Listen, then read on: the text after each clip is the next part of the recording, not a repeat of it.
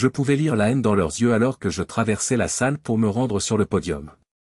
Avant même que je n'atteigne ma destination, ils m'avaient métaphoriquement tiré dessus, poignardé et probablement laissé pendre pour sécher, arrachant ma chair de mon corps. J'avais les larmes aux yeux depuis 5 jours, et maintenant je ne me souciais plus de ce qu'ils pensaient. Mes tripes se sont nouées en un énorme nœud alors que je me tenais là, de la sueur a coulé dans mon dos et mes mains sont restées collantes et humides malgré mes tentatives répétées pour les essuyer. Mes propos n'étaient qu'un murmure, et j'ai donc supposé que le microphone était éteint. Tout a changé lorsque l'interrupteur noir s'est enclenché brusquement. J'ai sorti 5 feuilles de papier soigneusement pliées de la poche intérieure de ma veste, j'ai jeté un nouveau coup d'œil à la foule et j'ai commencé. Je pense que la plupart d'entre vous savent qui je suis et se demandent probablement pourquoi je suis ici aujourd'hui. Pour être honnête, je ne le sais pas vraiment non plus. Je sais simplement que le révérend Thomas m'a demandé de prendre la parole. 2 personnes assises au 4e rang ont secoué la tête, se sont levées et ont quitté la salle devant tout le monde.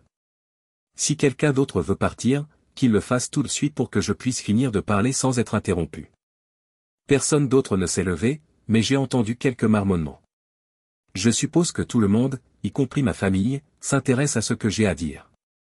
Bien que j'ai promis au révérend Thomas de le faire, je n'ai réussi à écrire que 2 phrases au bas de la dernière page de papier, bien que j'y pense depuis hier. J'apprécierais que vous me laissiez continuer à lire la lettre que j'ai reçue il y a quelques jours sans être interrompu. J'ai sorti et mis mes lunettes de lecture. Normalement, je n'en aurais pas besoin, mais je ne voulais pas faire d'erreur et mes yeux étaient fatigués. J'ai pris une grande inspiration avant de commencer. Si tu lis ceci, c'est que j'ai enfin trouvé la force de faire ce que j'aurais dû faire depuis des mois. Je m'excuse, même si je sais que vous m'avez déjà entendu le dire 1000 fois. C'est tout ce qui me reste, mais je sais que cela ne justifie pas ce que j'ai fait. Peut-être pourrions-nous être le couple heureux que nous étions autrefois si je pouvais remonter le temps et changer les choses. Mais cela n'arrivera jamais, n'est-ce pas? Te souviens-tu de notre 3e rendez-vous, lorsque je t'ai dit que tu n'aurais plus ton mot à dire et que je serais ta femme? Tu as dit, je suppose que nous devrions commencer à organiser le mariage, après que nous ayons ri tous les 2. Et c'est exactement ce que nous avons fait un mois plus tard. Je t'aimais tellement. J'ai toujours ressenti une chaleur en pensant à toi, et j'avais hâte d'être à nouveau dans tes bras. Ce jour-là, j'ai dit, oui, de tout mon cœur et de toute mon âme. Jusqu'à ce que la mort nous sépare, nous étions faits l'un pour l'autre. C'est ce que je ressens aujourd'hui et c'est ce que je pensais sincèrement à l'époque. Je n'aurais jamais pu rêver de quelques années plus parfaites. Je ne crois pas que nous ayons jamais été séparés, sauf pour le travail. Les gens qui nous disaient de prendre une chambre ou qui étaient fatigués de notre engouement amoureux nous faisaient rire, mais cela ne nous dérangeait pas. Nous l'aurions fait de toute façon parce que nous nous aimions profondément. J'ai cru que tu allais perdre la tête quand je t'ai dit que j'attendais un enfant. Et quand tu as enfin cessé de m'embrasser et de me faire tourner, nous avons simplement échangé un regard, conscients l'un et l'autre de ce qui nous attendait. Je me suis trompé en croyant que nous pourrions jamais être plus proches après avoir passé les 12 heures suivantes au lit. Le 2e jour le plus heureux de ma vie a été la naissance de Philippe.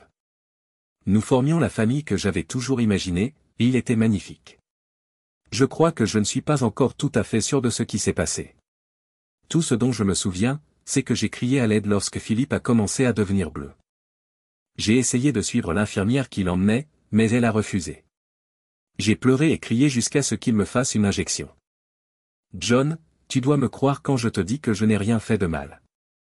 Un instant, je le soignais et l'instant d'après, il est devenu bleu. Après cela, je ne me souviens de rien jusqu'à ce que je me réveille et que je te trouve assis près de mon lit. J'ai compris à l'expression de ton visage ce qui s'était passé. Tu as été si courageux, mon Dieu. Tu as essayé de porter les fardeaux du monde, et je doute d'avoir jamais pleinement saisi l'étendue de ta souffrance. Mon bébé n'était plus là, et il occupait toutes mes pensées. Je t'ai maudit, j'ai maudit Dieu et j'ai maudit tous ceux qui essayaient de m'approcher. Je n'avais pas l'intention de m'en prendre à vous, mais je ne savais pas quoi faire d'autre. La douleur était insupportable. Chaque fois que quelqu'un me suggérait d'avoir un autre enfant, je me sentais capable de le tuer. Je n'en voulais pas d'autre. Je voulais Philippe. Il ne pouvait pas être remplacé comme un animal de compagnie provenant d'un magasin. Pendant 9 mois, il avait fait partie de moi. Il était mon enfant. Et quand il est mort, j'ai perdu une partie de moi-même. À ce moment-là, je n'ai même pas pensé à ce que tu traversais, John. Je crois que c'est la première chose qui nous a séparés. Je me suis emporté contre toi à plusieurs reprises, même si tu étais comme un ange, surtout quand tu m'as suggéré de parler à quelqu'un. Je me souviens avoir crié cette nuit-là, insistant sur le fait que je savais déjà que Philippe était parti et que je n'avais besoin de personne pour le confirmer. À mon retour, tout le monde au travail était gentil, mais personne ne savait quoi dire. Aucun d'entre eux ne pouvait comprendre mes sentiments, car aucun n'avait jamais perdu un enfant. Jim, mon patron, a veillé à ce que je sois occupé, afin que je ne passe pas mes journées à ressasser ma tristesse. Au bout de quelques semaines, tout le monde a commencé à m'éviter, à l'exception de Cathy et de Beth. La première fois que j'ai entendu des gens murmurer mon nom, cela m'a fait mal. Mais j'ai fini par ne plus m'en soucier. Pourquoi n'ai-je pas vu les choses comme vous? Je ne voulais pas le croire, mais c'était peut-être le cas. Pour l'amour du ciel, John était mon supérieur. Je n'ai jamais pensé à ce qu'il avait prévu pour moi. Nous parlions. Lorsqu'il s'interrogeait sur mon bien-être, je sentais qu'il s'intéressait vraiment à moi. Nous parlions parfois de mes sentiments pendant des heures, et je n'ai jamais réalisé qu'ils nous éloignaient l'un de l'autre. Je l'ai cru lorsqu'il a suggéré que vous auriez dû vous occuper davantage de mes besoins. Il a affirmé que, contrairement à toi, il comprenait parfaitement et me soutenait lorsque je lui racontais comment je m'étais emporté contre toi. Tu as été très contrarié lorsque tu as appris que nous déjeunions ensemble. Je t'ai assuré qu'il n'y avait pas de raison d'être jaloux de Jim. Je suppose que les 2 dîners d'affaires que je t'ai cachés n'étaient que le début. Vous avez perçu Jim comme un prédateur, alors que je l'ai vu comme un ami proche.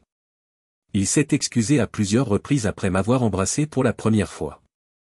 Il m'a simplement dit qu'il s'agissait d'une réaction naturelle parce qu'il se sentait si proche de moi.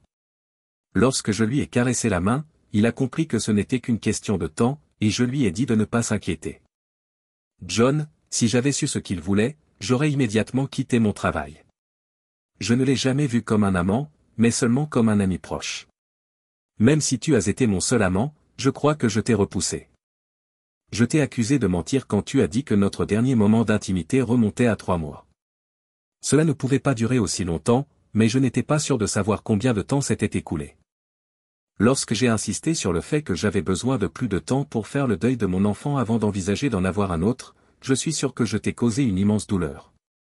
Je m'excuse sincèrement pour mes paroles blessantes. Je ne les ai jamais voulues.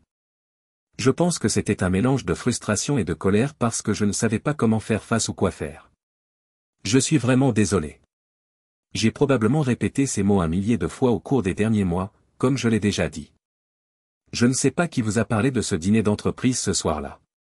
Pour ne pas avoir à rentrer chez moi et à me préparer, j'ai apporté des vêtements de rechange au travail. Je ne sais pas pourquoi je te les cachais. Même si nous avions déjà passé trop de nuits séparées, je sentais que j'avais besoin d'une nuit loin de toi, malgré le fait que tu étais l'invité. Mon verre n'a jamais été vide, grâce à Jim, et même si j'aimerais pouvoir blâmer la boisson, je ne peux pas. Jim et moi n'avions pas été ensemble depuis longtemps, mais je le sentais frôler ma jambe pendant que nous dansions. Heureusement pour moi, je ne savais pas qu'il avait réservé une chambre d'hôtel. Lorsque nous sommes montés à l'étage, j'étais vraiment en état d'ébriété. Si j'avais su que vous me cherchiez en bas, je ne serais pas monté avec lui, et je l'aurais encore moins laissé faire ce qu'il a fait. Vous êtes entré dans la chambre avec le directeur de l'hôtel, et je crois que ce sont mes soi-disant bons amis qui m'ont trahi. Vos yeux parlaient pour vous, mais je ne peux même pas commencer à comprendre ce qui vous est passé par la tête à ce moment-là.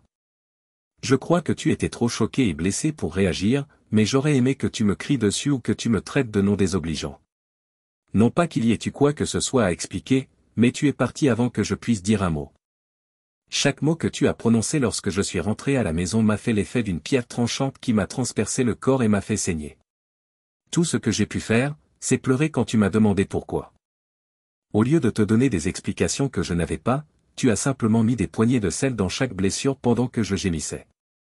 J'ai eu l'impression que j'allais mourir lorsque tu es parti le lendemain matin. Je n'ai même pas appelé ce vendredi-là et je ne me suis pas présenté au travail.